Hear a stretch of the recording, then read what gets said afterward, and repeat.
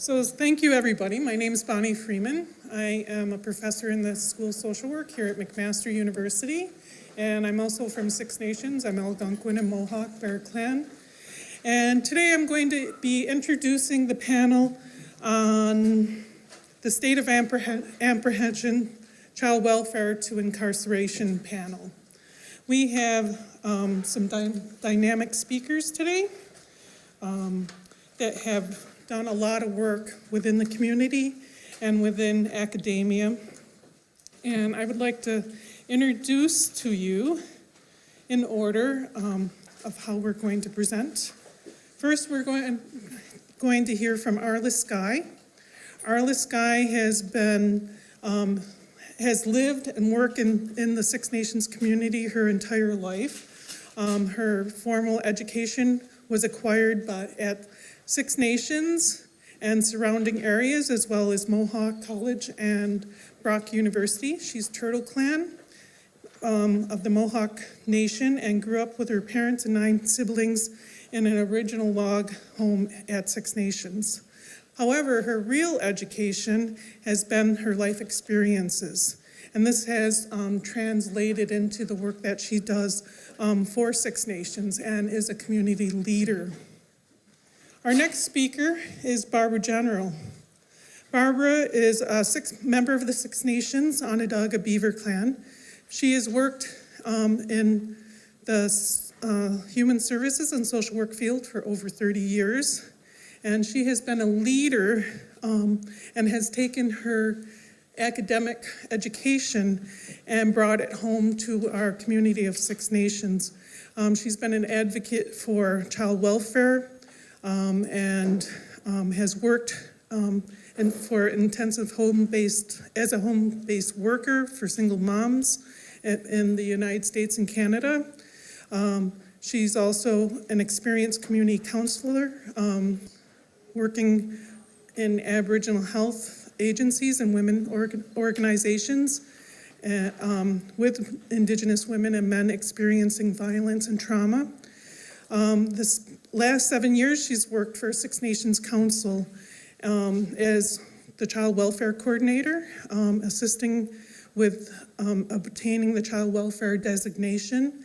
As well, for the last 4 years, she's held the position for the Six Nations Justice, as Six Nations Justice Director, developing and overseeing the bail program, the bylaw program, restorative justice program, family law information clinic, and criminal law information clinic, Six Nations matrimonial real property program, and an Indigenous victims services for Six Nations, Hamilton, and Brantford.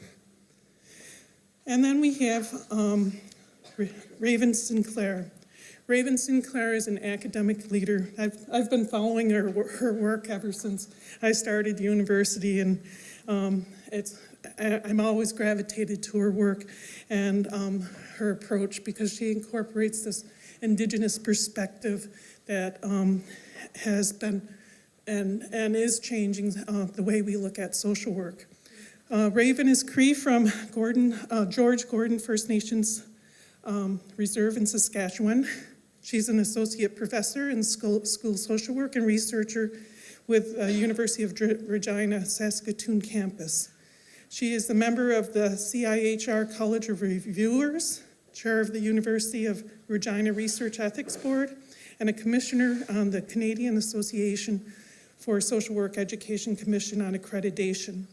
She also sits on the board of the Wakibinis Bryce, I probably didn't say that right, Institute on Indigenous Health Research. Raven is a survivor of the child welfare system, and her professional areas include Indigenous mental health and recovery, trauma recovery, Indigenous child welfare and youth suicide, transracial adoption and cultural identity, interpersonal and nonviolent communication, and group process facilitation. So please help me welcome Arlis Sky as our first presenter.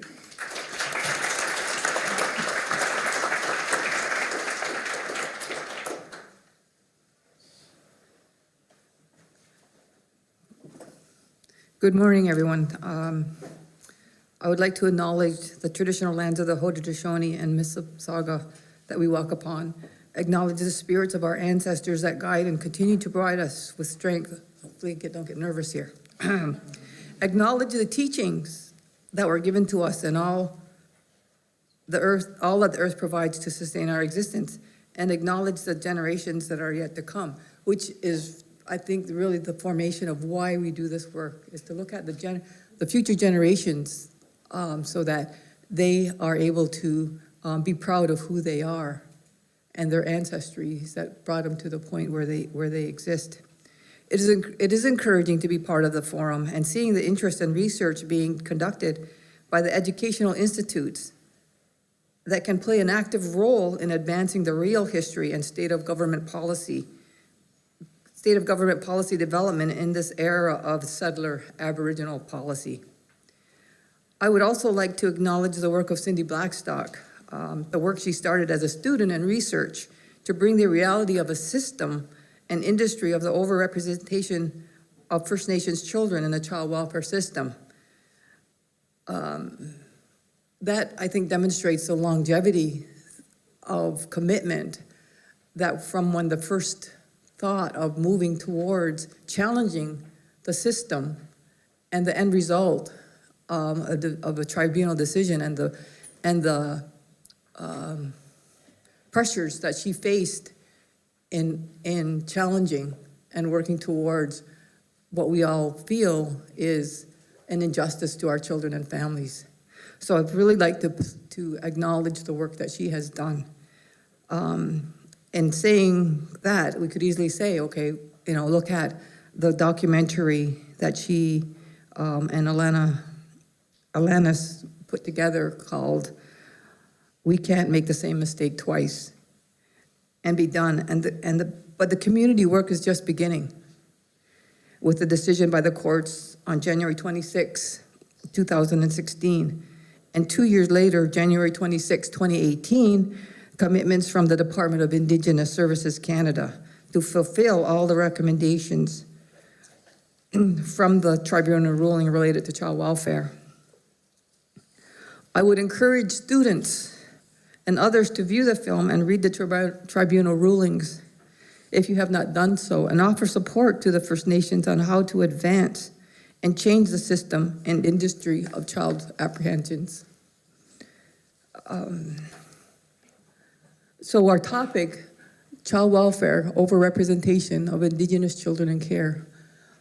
I don't think we'll be able to understand why, but giving some perspectives of how that has happened and how we need to continue to support each other in advancing our Indigenous worldview to make better outcomes for our children and families. Okay, an estimated 40,000 Indigenous children are in care across Canada. And this is accounting for more than half of the kids in care overall. But Minister Philpott said that she doesn't believe anyone actually knows the real number. And this was taken from APN News, January 25th, 2018, prior to the commitment for implementing all of the recommendations from the tribunal.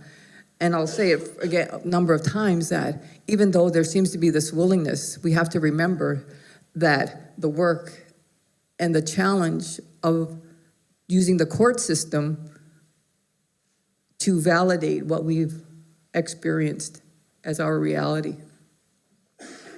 Indigenous children accounted for more than half of foster children under 14 years in Canada in 2016. That's despite the fact that First Nations, Inuit, Métis youth make up just 8% of that age group nationally. And that's according to Stats Canada. So we have the impact of colonization and the continuing existence of system bias, racism, government policies, relegation to segregation via reserve life, residential schools, the child welfare 60 scoop, the millennia scoop, and Canadian child welfare legislation versus our own. The government continues to apply laws, policy, regulations, and directives that are not friendly to First Nations living conditions, and continues to impose past exposure of government policy and laws on citizens that are subjected to traumas created by apprehension of children and incarceration.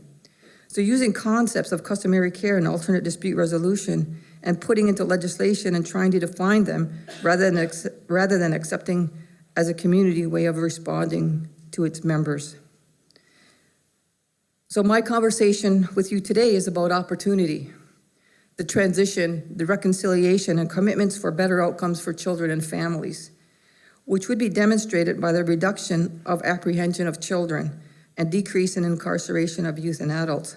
So using Maslow's hierarchy of needs, because we've been talking for years about our Indigenous worldview, and government and policymakers don't seem to understand. So how can we use their own base and foundation of thinking to advance our rights to have better outcomes for children and families?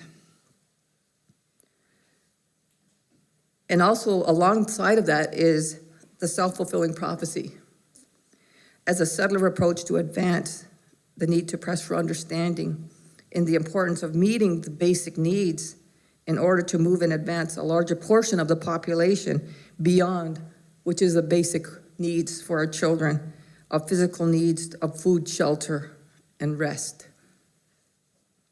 So according to self-fulfilling prophecy, the interactionist theory is define deviance as 4 concepts and describe crime as emerging because of labeling by authorities. Becker, 1963, deviancy is not a quality of the act of a person commits, but rather a consequences of the application by others of the rules and sanctions to an offender.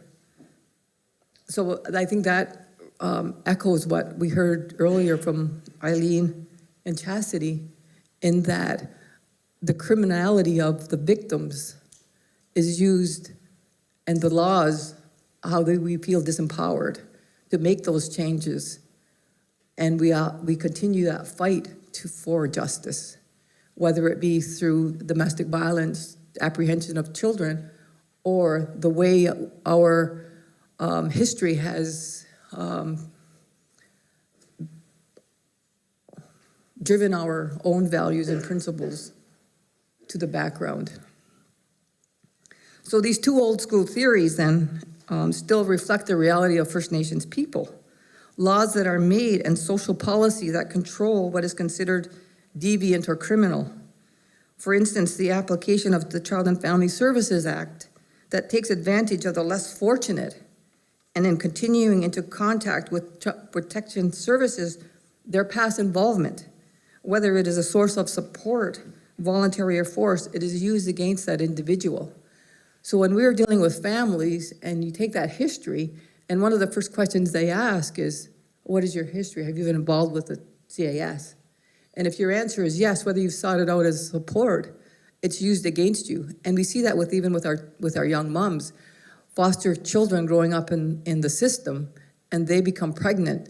That system of being involved is used against them, rather than seeing as a wraparound service saying that our services are good and supportive, therefore that should be seen as a positive, not as a negative. So how do we shift that thinking? And often when I have the conversations with policymakers and government, it's like, oh yeah, why didn't we think of that?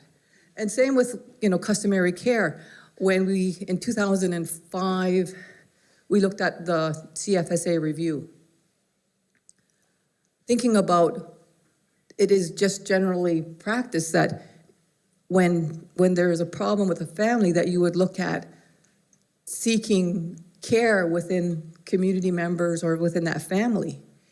And because it was embedded in the legislation for Part 10 under the CFSA, that Native and Indian children had that legislated right. So in conversing with the Child Welfare Secretariat at the time, it's like, okay, so what do you do when a mainstream child is in need of protection? Is it automatic that you would source out a family member? And they said no.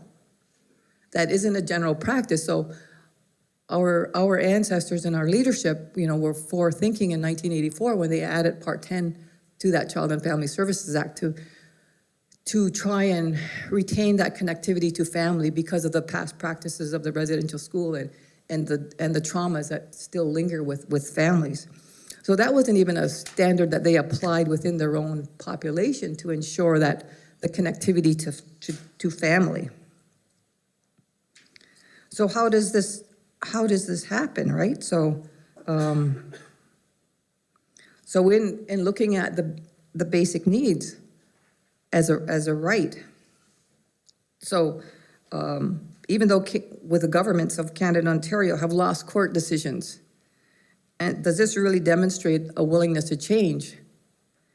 And past reports of the RCAP and UNDRIP, the articles within there that have been there for a number of years, and still we have to use the court system to challenge and affirm what our position is in caring for our own children.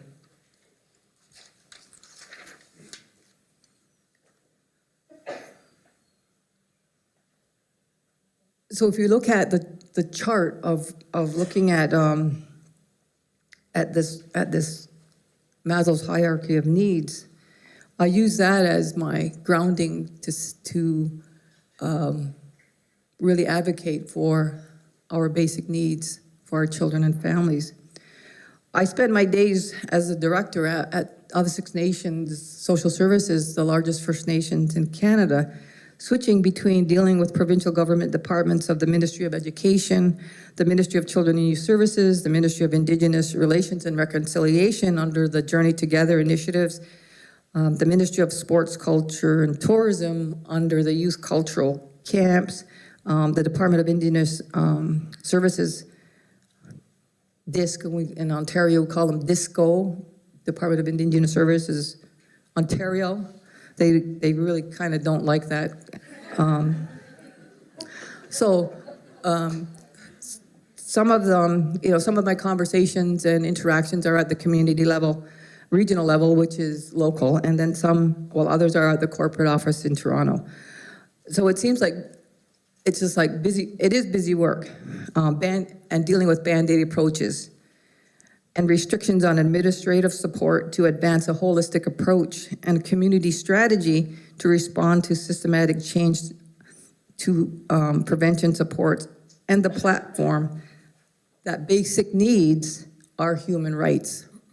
So it's encouraging to hear I think it was the Minister of Urban Affairs, Municipal Affairs and Housing, that in his announcement in, I don't know, December maybe it was, about a new initiatives to support urban Indigenous housing. And in his comments, he did say that housing is a basic need and a human rights issue, but those investments are for urban population. There is still no funding at that time when they made that announcement for on-reserve housing. So some of those social determinants then of meeting our basic needs and leading to that overrepresentation of children in the child welfare system and that path towards incarceration then is the food insecurity. How many of our First Nations are struggling with poverty and sustainability for food? And it's a whole cycle that continues again on government policy that leads us down that path. The living conditions, food security, we mentioned. Healthcare access, right? Access to services for mental health services. So as the cycle of traumas have impacted our communities, it only creates a more need for support for dealing with mental health issues that are also a factor that contribute to involvement of child welfare and the justice system.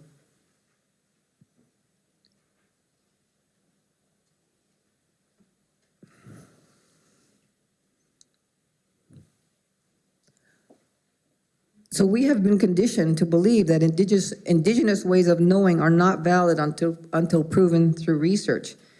Yet we continue to be subjected to mainstream remedies that are punitive and focused on weaknesses, vulnerabilities, and don't work for our people. It feels like we're on that continual cycle of being on a hamster wheel, just running and running and running and really going no place other than in circles and experiencing the same outcomes from generation to generation. Courtney earlier said 5 years, and said, okay, we better have that talk about reality, because we've been having, I'll get to it down the road or down a little farther, about Six Nations and our goal to become caring for our own children. That's a little bit longer than 5 years. Okay, so this is where research is needed to demonstrate and validate Indigenous ways. That connection and restoring culture, land-based learning, and instilling self-esteem are needed to move beyond the basic needs and change the self-fulfilling prophecy and break stereotypes that Native people are less valued. And we can change the label and destiny of self. But we need the academia to support the research that the politicians and government are saying is needed to make that change.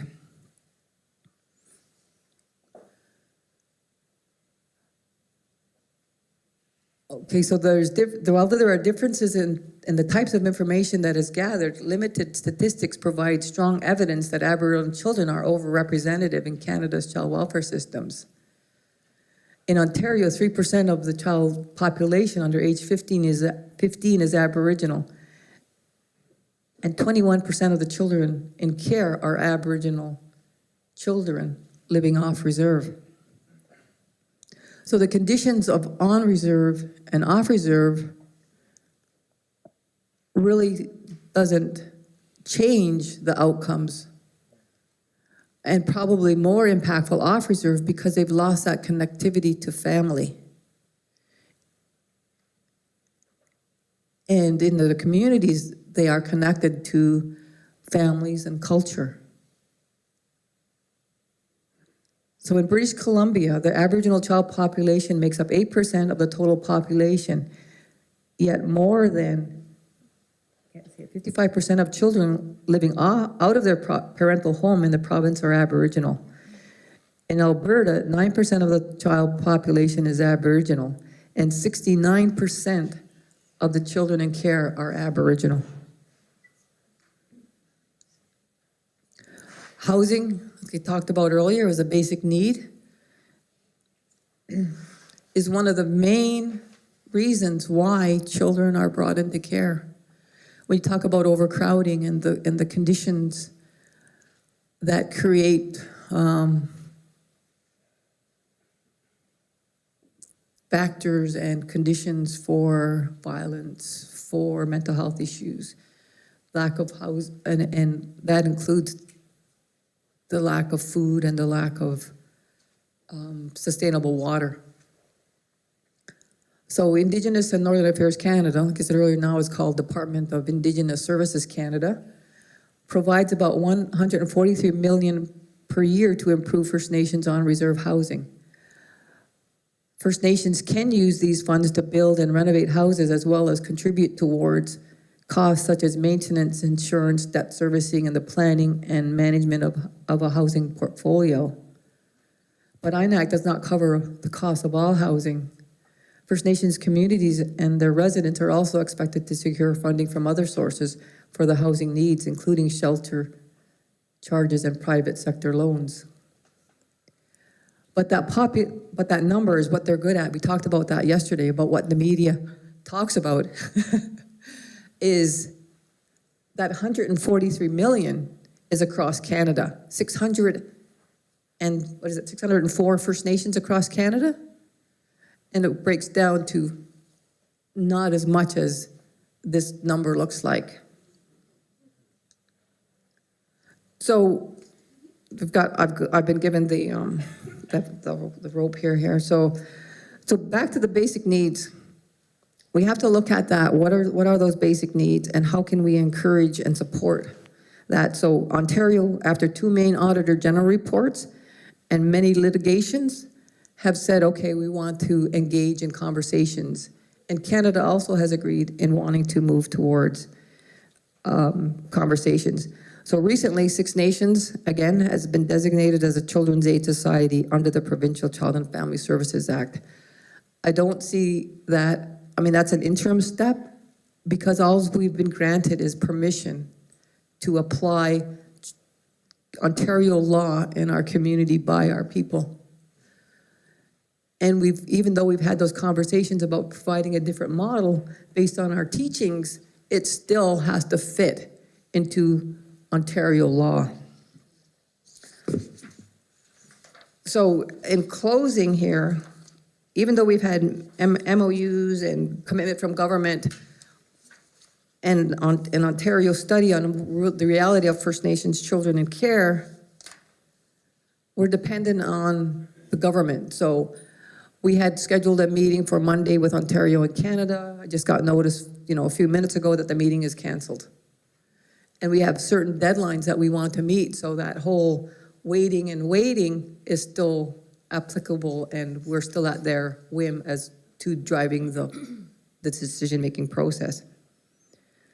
So what I want you to think about is, what is self-actualization and the connection to land-based activities, and how do we move the rights-based approach for our First Nations families, and knowing that until we have the basic needs met, we can't move beyond. We talked about, like what the earlier presentation talked about, with the sense of love and belonging, and that moving beyond that. So how do we use those concepts? And in looking at the Child and Family Services Act, there's one word in the year 2000 that made a significant increase in the number of apprehensions. The word in the act that changed was based on some of the things that happened. So the word changed from substantial abuse to suspicion of risk. So that, you can see those words and how those really changed when anybody could be considered suspicion of risk. And especially with the standards and the lack of basic needs that are found in our communities. So using knowledge and research to influence real change is important. And again, back to what I started earlier with Cindy Blackstock. She started this movement in probably the year 2000, maybe 2005 or earlier, as a student. And the decision and that commitment took until January 2016, but the work still continues on making those substantial changes to have better outcomes, that will have less children involved with the child welfare system and less adults and youth involved in the justice system and incarceration. Yeah, we'll go on. Scano Seguego, Kaindias Nate Gayaso, aka Barb General. So welcome everybody, and thank you for having me to speak on the link of being in foster care to incarceration. I've been the Justice Director for 4 years now at Six Nations, and working with Arlis Sky. I just want to say, Arliss, that Cindy Blackstock's okay, but I think you're better. Because I really do, and I think that she's not given the respect that she deserves in the work that she has done for Six Nations and child care and prevention programs and working on the designation. And I know from my experience of working with her is that the goal is to have our own child welfare law from a Oklahoma perspective. This is only temporary. Everything's temporary in the work that we're doing here in regards to the ministry or the government telling us what to do and how we can do it. So I just want to say, Arlis, you're my idol.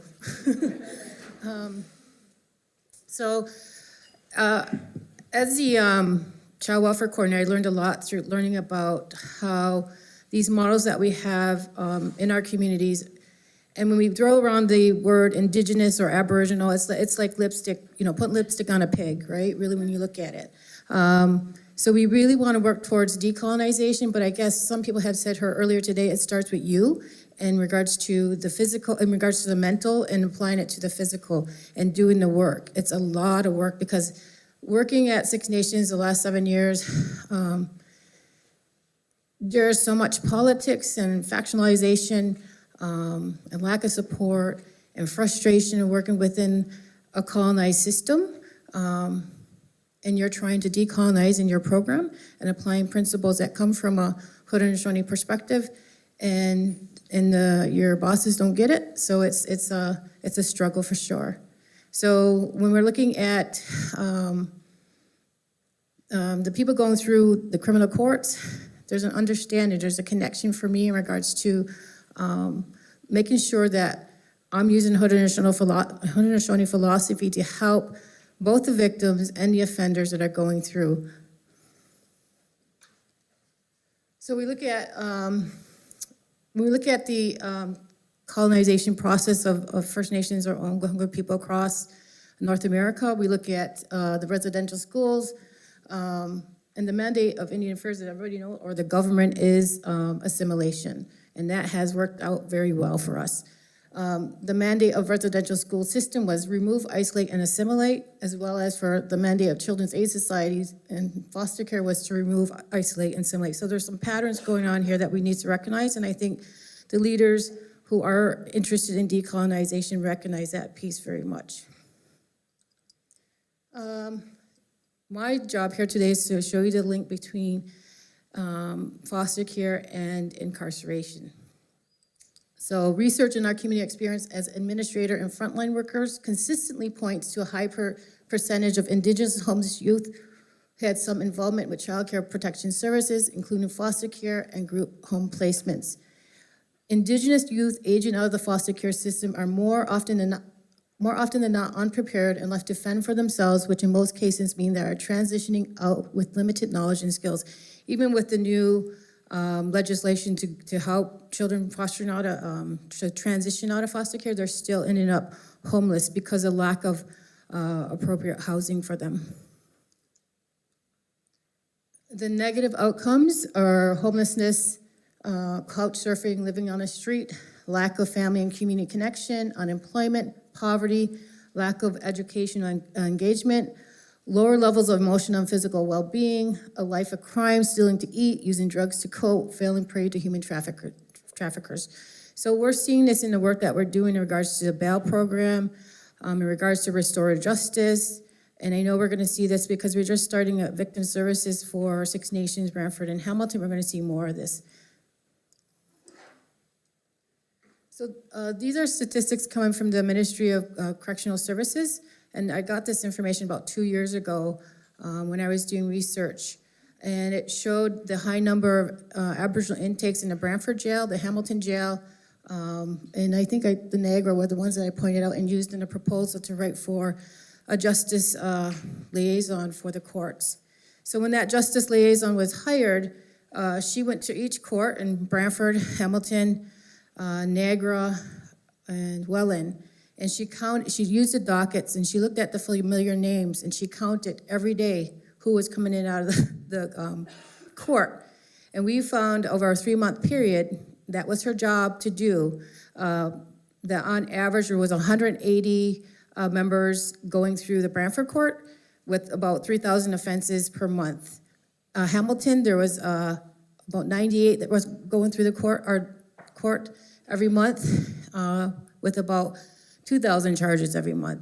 And Cuga, and then the other ones were smaller, but it added up to about roughly 500 Six Nations members going through the courts. So one day I went to the court with her, and this is just criminal court. This is not provincial acts court or child welfare court or family. So this is just looking at the criminal piece. So one day I went to the court with her, and she missed some people, and they don't have the common last names at Six Nations, but some of them I recognize they're native over here. So we're missing some people here in our stat count. But I think that this 500 going through the court for members going through the court is just the tip of the iceberg. I feel like, because it's only criminal court. So, so what do we do? And what does that look like for us in regards to coming up with our own court system in a community? And it's a huge and controversial issue to have court on reserve because of it's not ours, right? So we're looking at creating, and it would have to be something the community wants in regards to that piece, but I'll talk about that a little bit later. So I just give you those stats.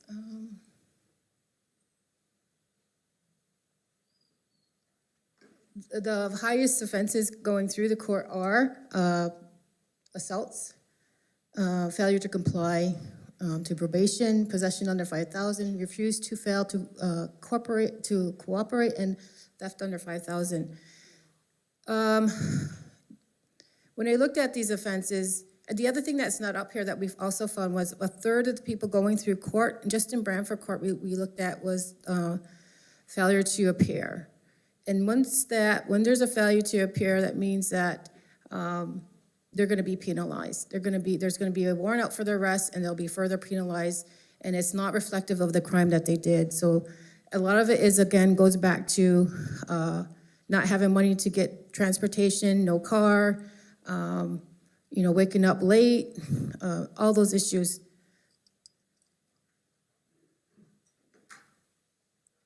So the Six Nations Justice Program is a new program, and when I was a child welfare coordinator, this job had been advertised several times, and Arliss kept saying, apply for it. I'm like, no, I don't want to know this information. I don't want to know this piece. And she was just on it all the time, and I know she got Dale to come and recruit me, because he came up to my office and asked me as well to help get the justice program off the ground. But when we're looking across Ontario in regards to justice programs, they're very limited. Indigenous justice programs. There's one at Akwesasne and Ganawage, and then I think there's one in Treaty 3, but they're very small. Not Treaty 3 is small, but Akwesasne and Ganawage has been at it for about 14, 15 years now in regards to their programs and departments. So what I'm learning, so everything I'm learning from the bottom up in regards to information and learning the court processes and learning the needs of the members going through court.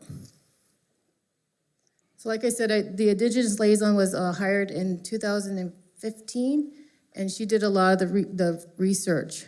She wasn't, she hated doing the research, but I kept pushing her, you gotta do this for us. And then based on that research that we obtained, I applied for other funding for the bail program and restorative justice, the bylaw program, and then victim services.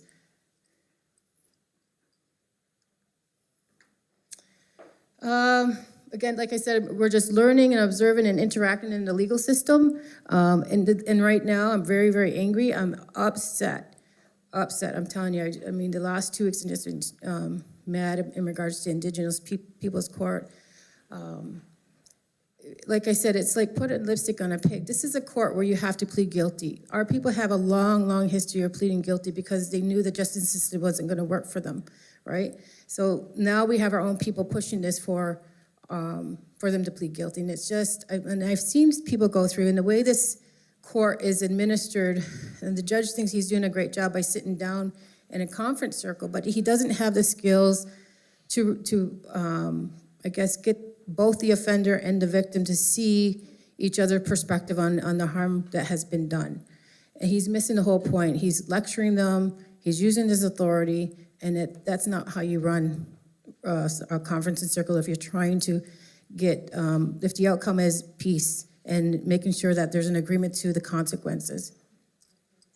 So that's one of my agenda items, is to change that piece and to have more of a restorative process in there in those circles. The other thing, again, the Indigenous Peoples Court, there was a lack of consultation from an Indigenous perspective. And I think that's why we're having problems now.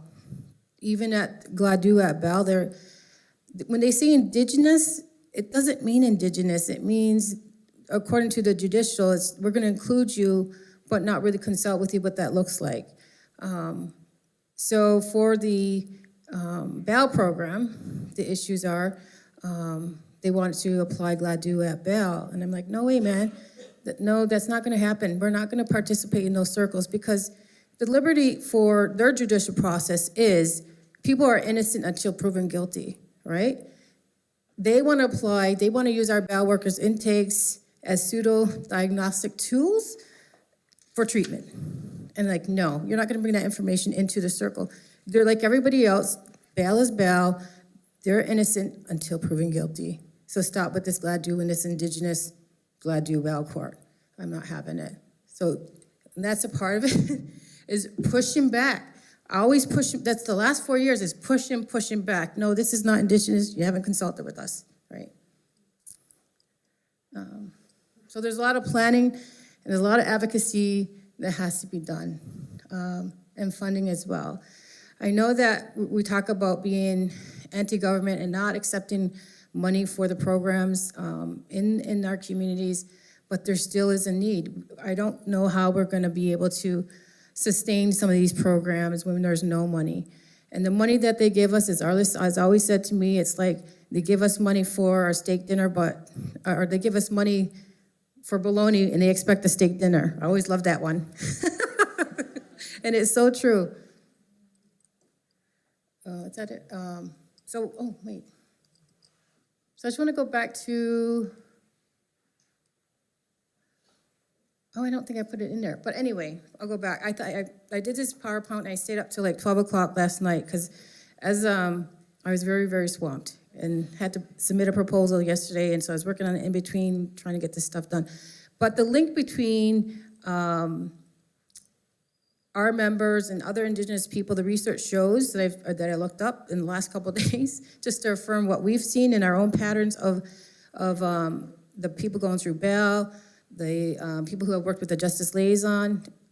They have 85% of those members going through court who have criminal behaviors have been in foster care.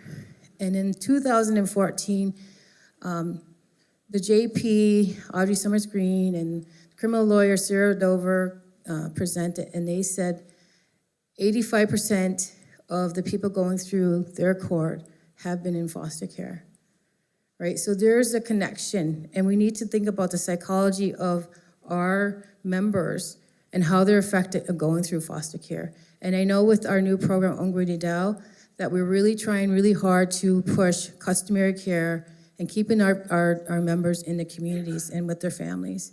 Because it seems like, well, it's obvious that disconnection from their families and community and culture has a huge effect.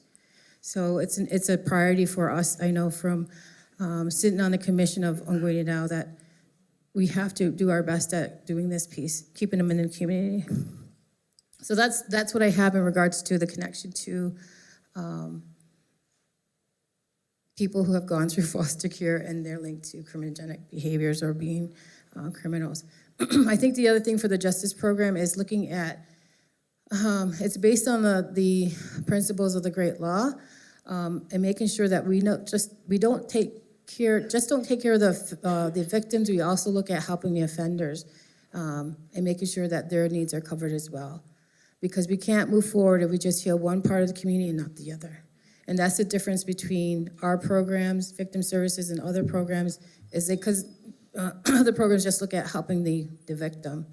We're also here to help the offender as well. So, thank you. The more we talk, the more we're going to push the boundaries here. I don't like being behind an object when I talk to people, but I also don't like having the light in my eyes, so I'll just move around.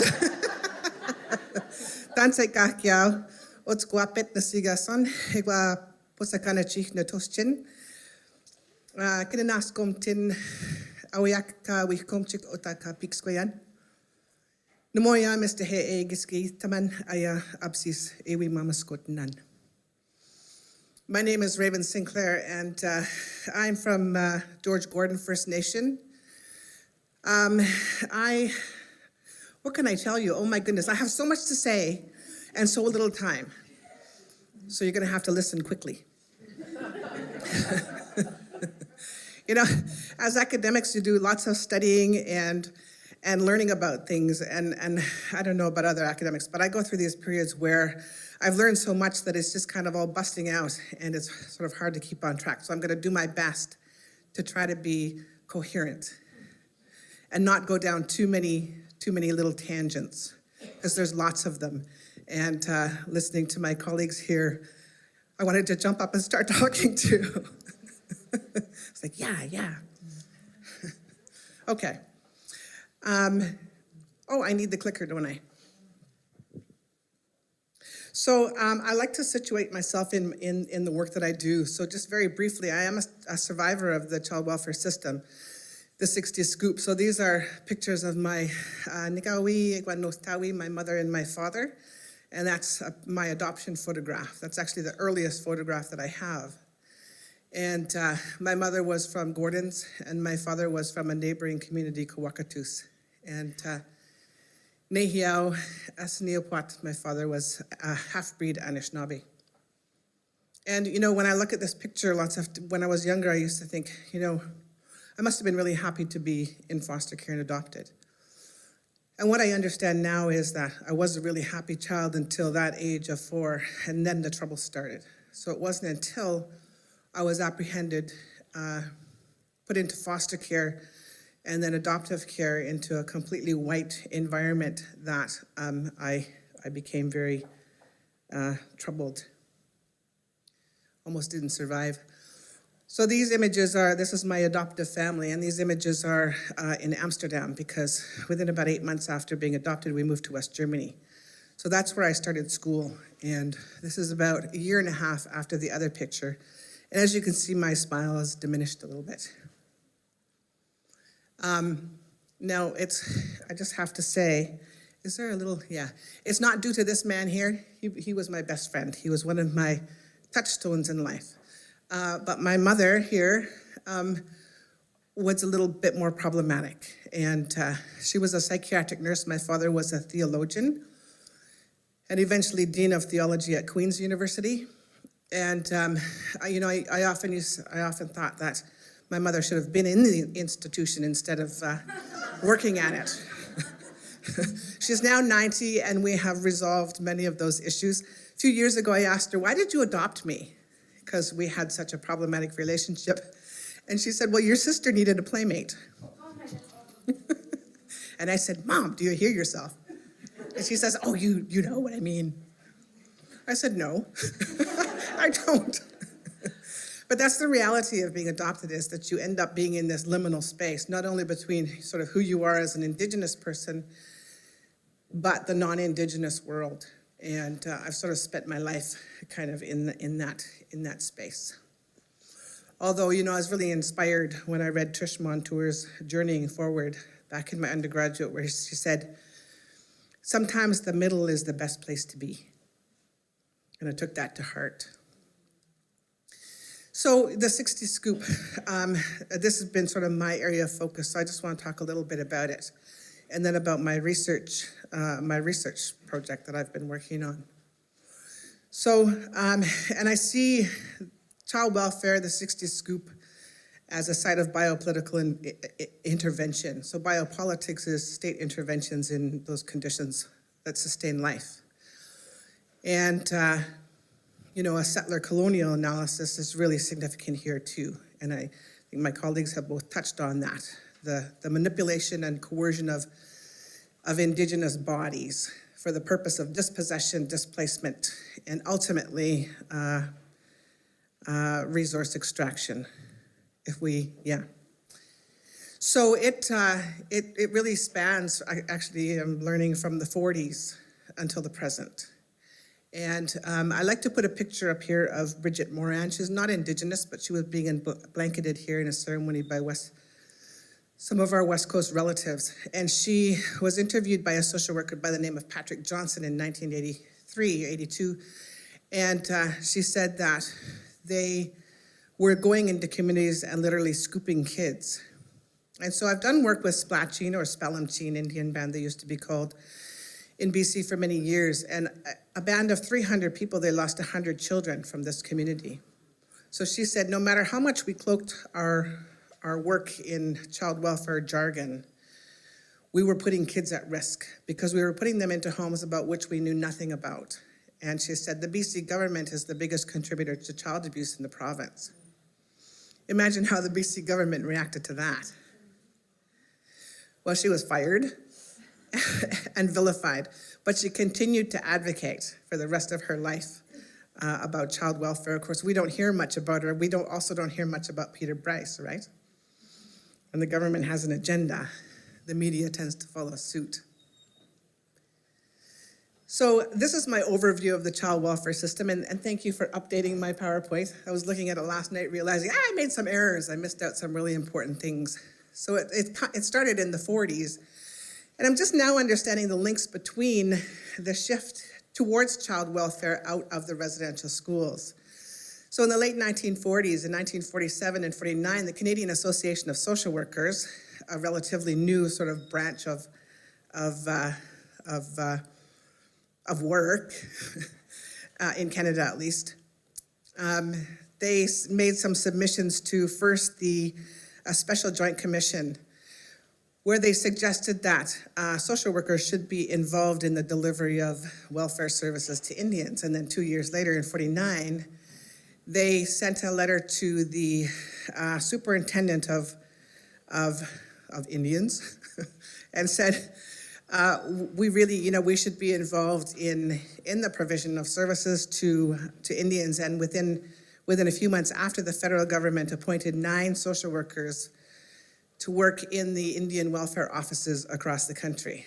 So that's a really interesting sort of bit of information for me, because I've been wondering, what happened that from 1959 to 1969, we went from less than 1% of all the children in care were First Nations to a decade later where we were up to 40% of all the children in care. Something was going on, and I was suspecting that the social work profession as a new and rapidly growing profession had something to do with it.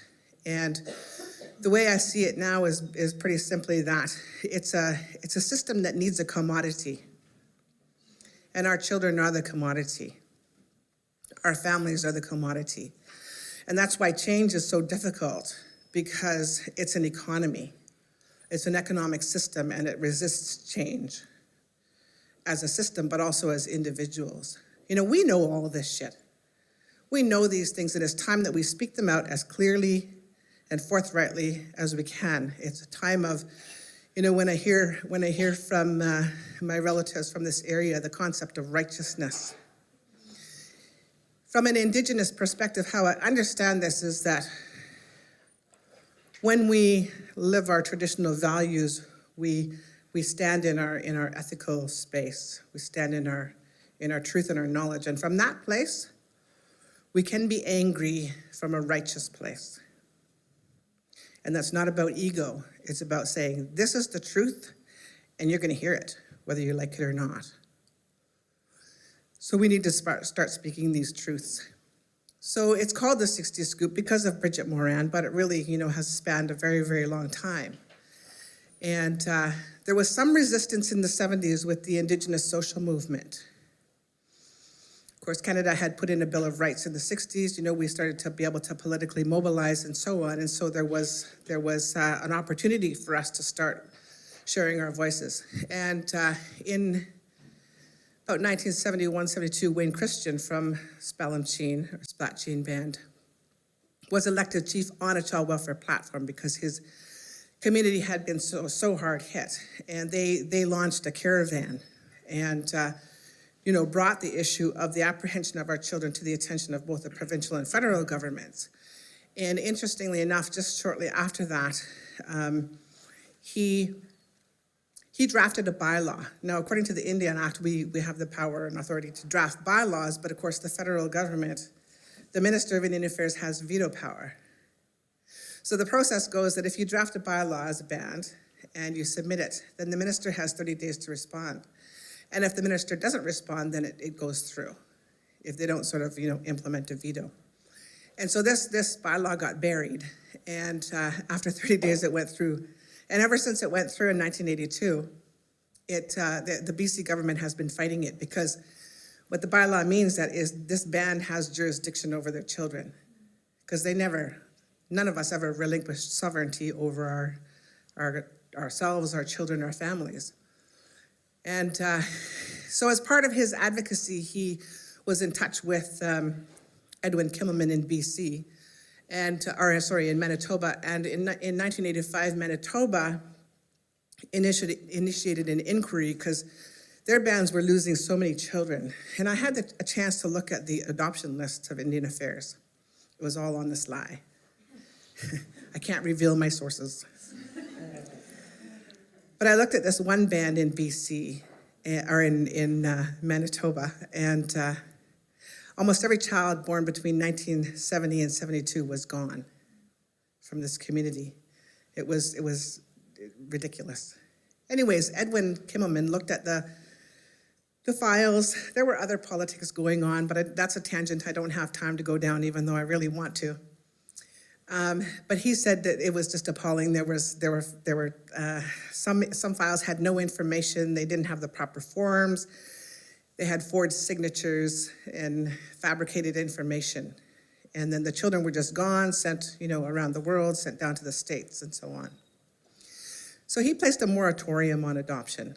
And since then, what we've seen is really a move into foster care, the foster care system and institutionalization. Adoption does occur, but not at the rate that it did. But that move or that dynamic of removing our children hasn't stopped at all. And my friend Laurie Gilchrist called it the Millennium Scoop. She said, the only difference is we're doing the scooping. Indigenous social workers are being trained to do the scooping. So I think that's supposed to be 1985. Yeah, 1895. Oh, well, it was late. From 1985 to the present, we have the foster institutional era, which I now call the foster care scoop. And then 2009, Marcia Brown and Robert Commanda launched the 60 Scoop lawsuit against Canada. And for reasons, which is another tangent I can't go down, it's now just the Brown and Canada lawsuit. And that decision just came down last year. And it's a settlement for loss of culture, language, and identity only. So provincial lawsuits are still being put forward, lots of class actions across the country to deal with the abuse issues that happened. And then 2016 is the Human Rights Tribunal decision. January 26th came down, and but in no uncertain terms, the federal government is discriminating against Indigenous children by underfunding our agencies. So, and that's what both Arliss and Barb are confronted with, is working in those, in those contexts where we're trying to meet provincial standards at the same time as develop Indigenous framed program services with 20 to 40% less of the funding. And so that affects everything. It's really appalling. And the federal government response was, well, we're not under no obligation to fund Indigenous children equally. So recently there was the two ministers of Indian Affairs called an emergency meeting on child welfare reform. And so I went, and Cindy Blackstock said it was a really nice chance to meet with people and have a little conference. And she was right. The outcome was supposed to be a tripartite agreement, MOU, between the feds, the AFN, and the provinces, because all the provincial ministers were there. And the provinces refused to sign, which to me is really shitty, but it's also an indicator that the provinces know where their bread is buttered. Because child welfare is funded on a per capita basis. So for every Indigenous child they have in care, they get funds from the federal government. And not only that, they also keep child tax benefits, and any other monies owing to the child, and they put it into their general revenue fund. The only community I've heard of not doing that is Splatcheen. Wayne Christian and his band, they put every penny into a trust account for children. They prepare them for aging out for a year, and then they get that money when they turn 18. So currently what we have is a permanent guardianship sort of move. And it's really the economy of child welfare underpinned by policy and legislation. So again, some of the comorbidities, I really hate that word, but the things that happen because of homelessness. And a friend of mine, he's at Carleton, and he's non-Indigenous, but he was doing research with homeless people in the Ottawa area, and he was astonished by the number of people, youth in particular, who were coming out of the child welfare system. 85%, yeah. I mean, it's crazy. And then also studies have been done in Canada. Sinclair, and not me, another Sinclair, and a number of other researchers were interviewing federally incarcerated prisoners, and also found that 70 to 75% of them came through the child welfare system. So child welfare is just a pipeline for further institutionalization, not to mention mental health, the mental health issues that are devastating survivors. And then, of course, intergenerational child welfare involvement. And I know about these issues because I'm connected with survivor groups across the country. So connecting with all my relations, and then the National Indigenous Survivors of Child Welfare Network. So this is the case here that I want to talk about. I know I'm probably going to go over time. I'm going to try to talk faster, I think. Okay, so there was this law case in 1983, Racine and Woods. And the problem is that Supreme Court cases, once they've gone through, is they set precedent. And lower courts are bound by them, but this case is absolute crap. And I know this because here I was sitting with a whole room of lawyers, and one of them said, I was recently trying to talk about the travesty of this case in a law school in Ontario. I won't name the law school.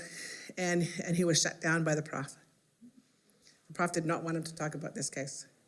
Because what this case does is it gives, it's sort of like that best interest of the child clause. It's malleable. It can be manipulated to suit purposes.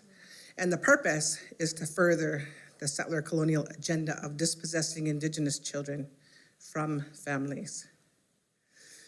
So it's a perfect case if that's what you want to do. But for us, we really need to work against this case. And some cases have been I don't know if they've been repealed, but they've been challenged. So what Justice Bertha Wilson said is, over time for children, Indigenous children, the significance of culture abates or lessens. Absolute bullshit.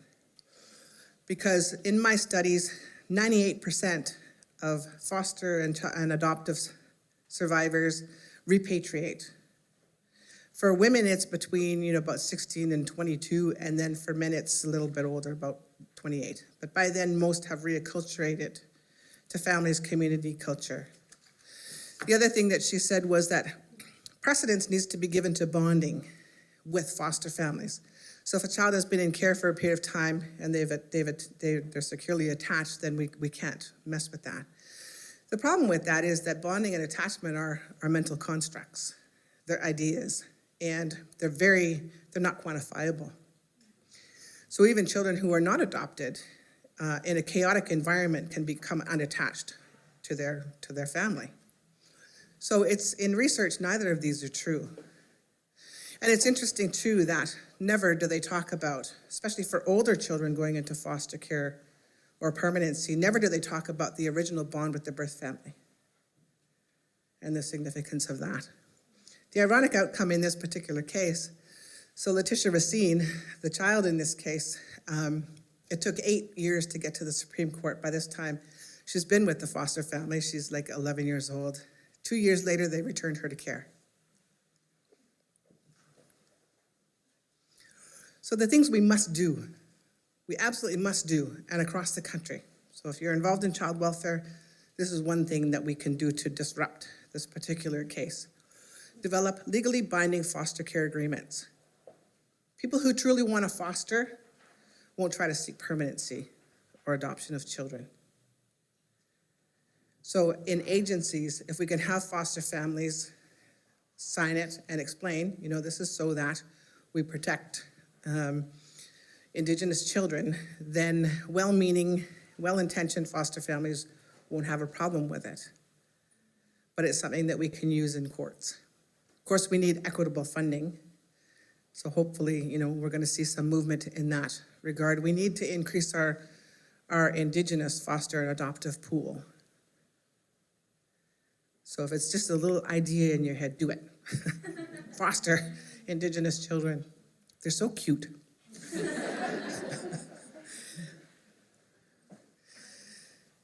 And this one needs to be teased out a little bit more, but it's about challenging how social workers, and I'm going to take this to the National Assembly in May, because I'm doing a keynote and I have a lot to say to them, is we need, in terms of the training of social workers, we need to more astutely train social workers to deal appropriately with power. I recently involved in a case where a mother, her children have been kept from her forever because the social workers are pissed off at her. So they've developed an attitude and a bias towards her, even though she's a good mother, sober, dancer, the whole thing. But they just don't like her, and that's really unacceptable. So the project, and I know I've at 1 minute, right? 2 minutes. Okay. So the project, it's a 5-year insight grant, and it's called the Begiwe Win Project. And we're looking at, there's 2 streams to it, an archival and a qualitative. So I'm looking for policies and trying to be able to map the, how did this happen? How did the conditions of possibility for the mass removal of our children happen? And we're getting there. It's taking time, but we're getting there. And the second piece is hearing from adoptees, adoptive parents as well as surviving child welfare workers. Because, so there's lots of questions I have, but one of them that's really interesting is I want to be able to establish what were agency cultures like at the time? And how did social workers, how were they directed to apprehend children? What were they told? So here are some of the team members. There's my investigators, my collaborators, my trainees. One of my collaborators is here. And doing lots of training of students, which is really great. So we have the Rockstar Child Welfare Research Team here. And it's great to have that guidance. And then I also have, so these are all the represented organizations, so pretty comprehensive.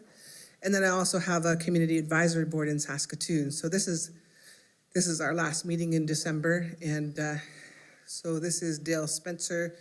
This is Betty Ann Adam. She just, if you haven't seen her film, Birth of a Family, see it if you want to really understand the scoop. And Maria Campbell was our elder for the day. And then Maggie Blue Waters is the Saskatchewan lead plaintiff for the class action suits. And then I blanketed a beautiful woman, Letitia Racine.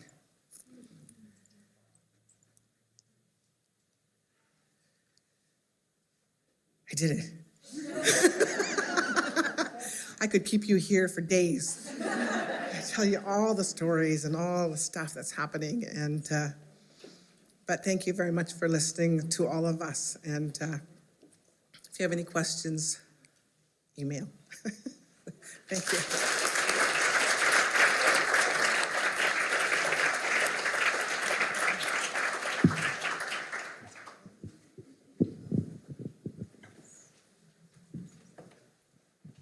So we're going to take questions.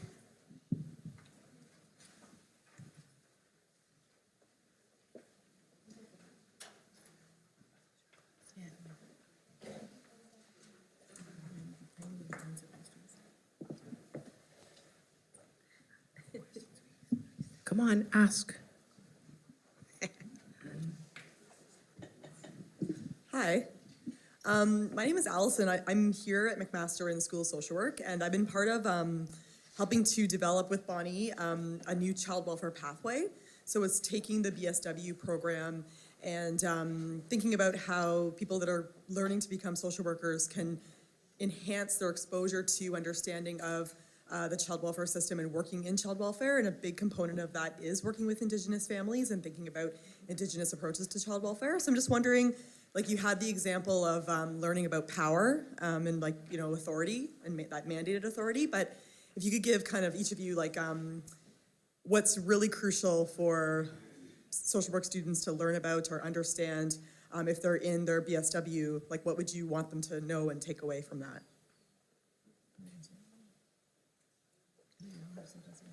I have something to say. I think Arlis has something to say too, and so does Raven. But I've been a social worker, well, accredited MSW for since 2002. And when I did a lot of social work with, or just helping in Aboriginal communities or Ongohonga communities, and they said, "You're not a regular social worker." I'm like, "What? What do you mean you're not a regular social worker?" Nope, they don't come in here and help me clean. They don't help me, show me how to do, apply skills, like learning skills in the house with them. They don't help me do laundry, or they don't take, it was just like getting in the what's the word?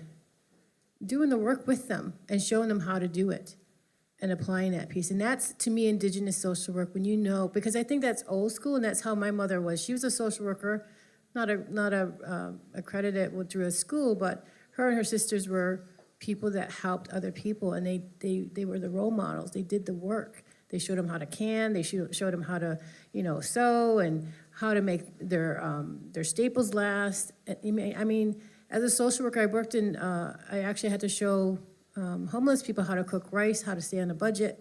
Actually, show them while their drug deals are going down. Right? I did that in London. So I think that's a big difference. You can't be afraid of the population that you're working with, and I think that's a huge issue with the regular social workers coming out of school. They're apprehensive about working in the, in some of the impoverished conditions. Yeah.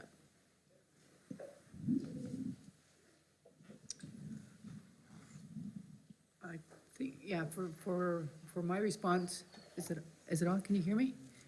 Is similar to what Barb says, like the actual groundwork that needs to be done, that frontline work that has changed from really understanding or demonstrating that compassion and empathy and that history of why that person is in that place at that time.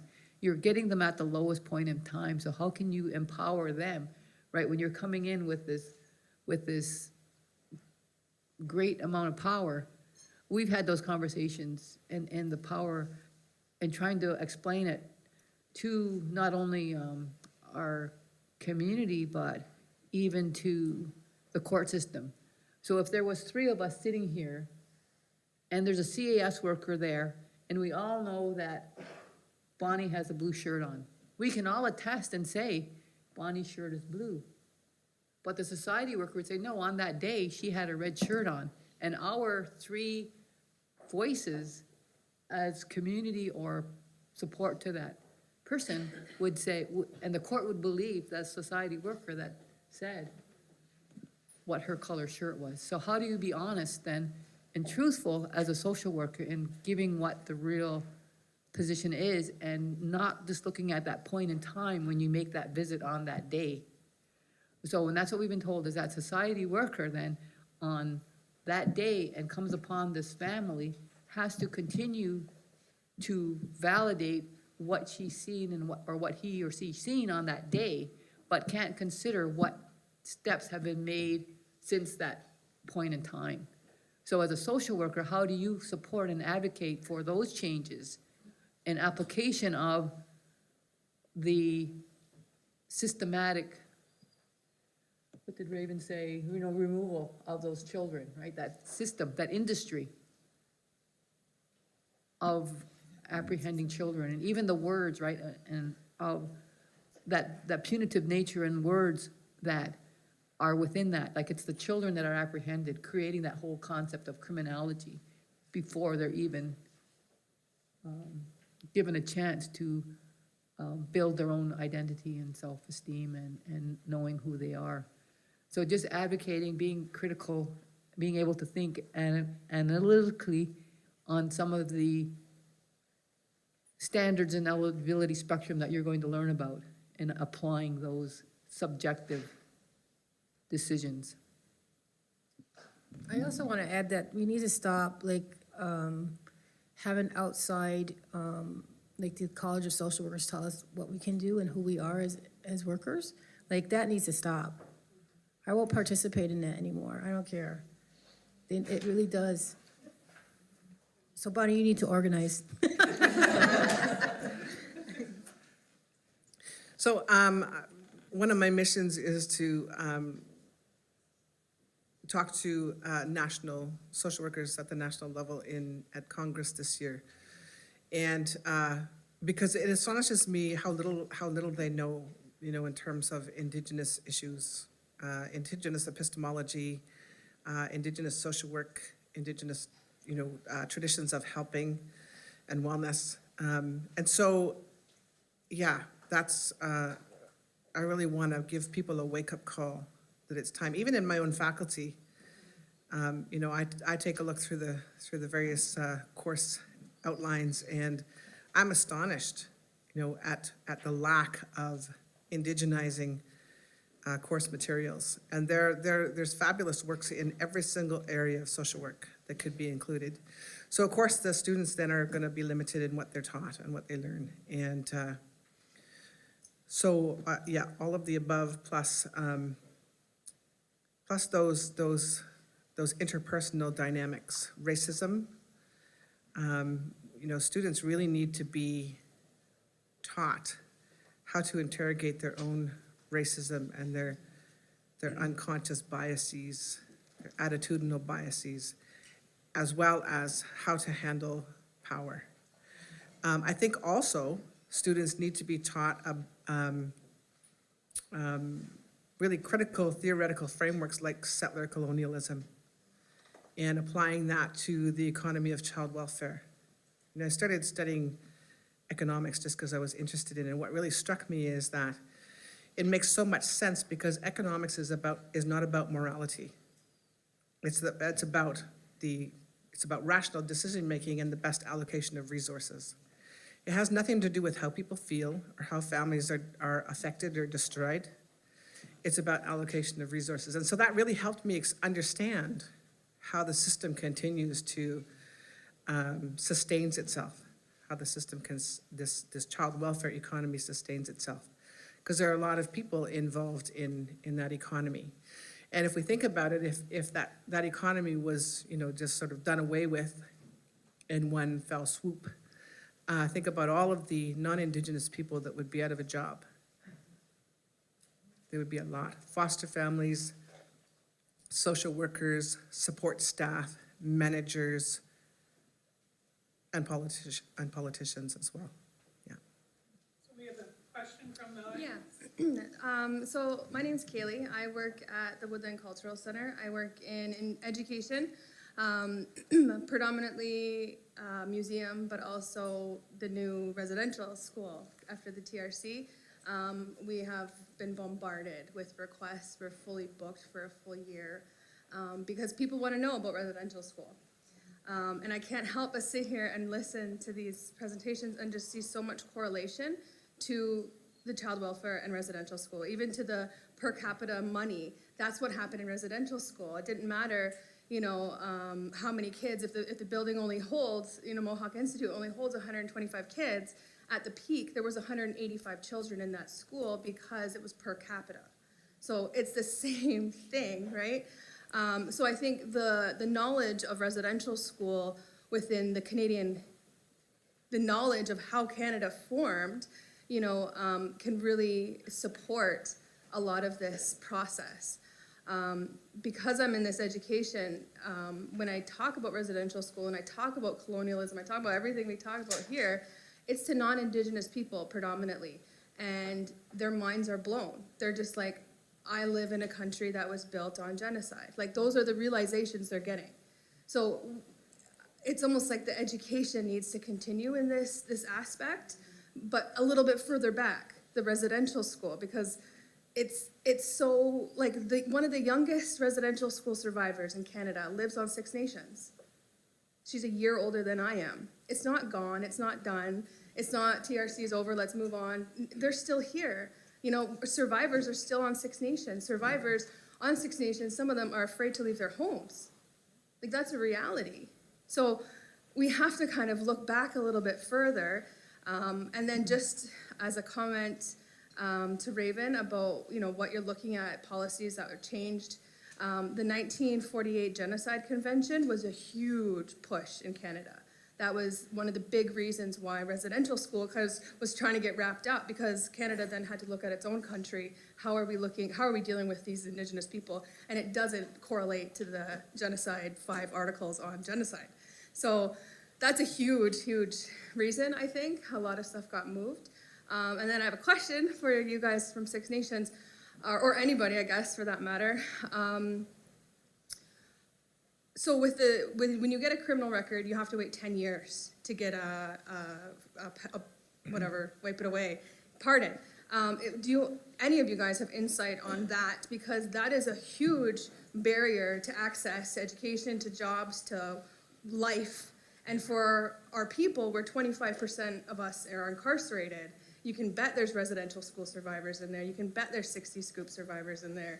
You know, is there any kind of lobbying going on to get this dealt with, or what's going on? No, there's no lobbying going right now. I mean, the justice program is new. We just started in July. We got all these workers that I'm talking about, so it's all new. But we do have supports, and we would do investigative work in regards to somebody coming forward that needs help and get in a pardon.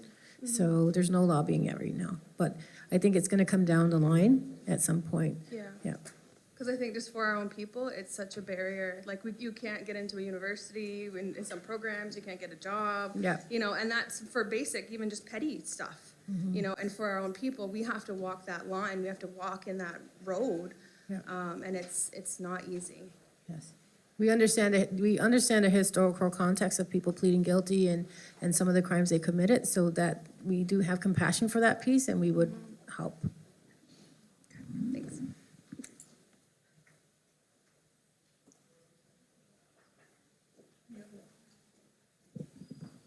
Any final words from the panelists?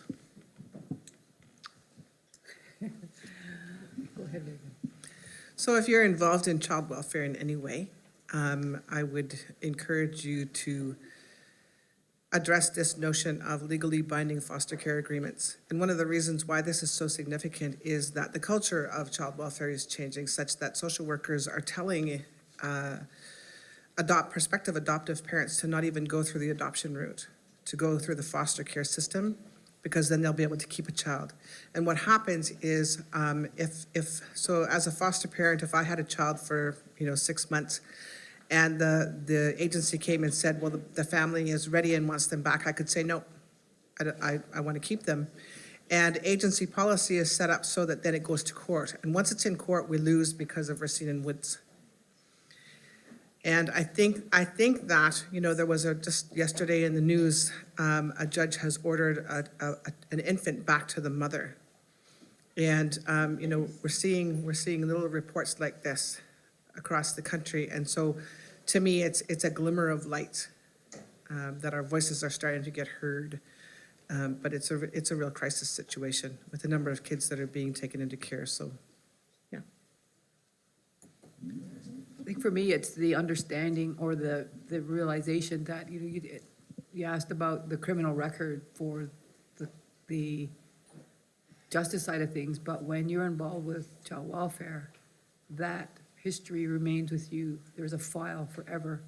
So if you were involved with child welfare in your early years of parenting, and your children, come back, like Raven said, most families do come back, and there's trouble with, and you offer and you've made changes in your life to care for your grandchildren or great nieces and nephews, that history comes back, and often you're denied that opportunity to care for those children because of your past involvement with child welfare.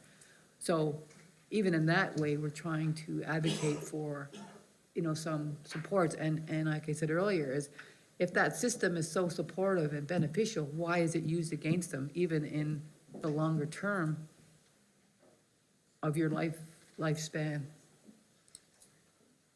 And the system has to stop going to those sectors of who's providing those services to make changes. So, I use a lot of analogies like Barb used, like lipstick on a pig. Mine is the fox making the rules for the hen house. So who is making those rules that impact and continue to keep that industry alive? It's often those executive directors of mainstream children's aid societies that the province goes to say how can our service be better, but what is better for them?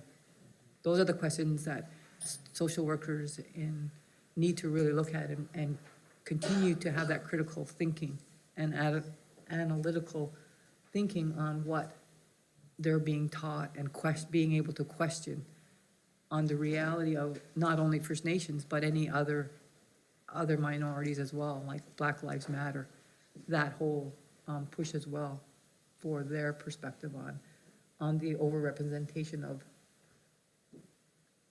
those families in both child welfare and justice.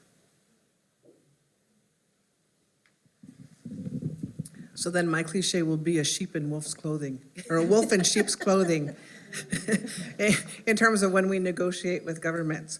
But, from an Indigenous perspective, wolves are incredibly powerful and very ethical. So maybe we need to shift that to something else. So on behalf of everybody here, I would like to thank each of our panelists today for providing your insight, experience, and knowledge, and your passion towards social justice and change for our people in the child welfare system, as well as the many systems that continue to oppress us as a people. We appreciate your work and the resistance and the mobilization that you're incorporating into the work that you're doing, as well as the Indigenous knowledge or Haudenosaunee or Ongwahoe knowledge into social work as well as child welfare. So thank you. Yawa.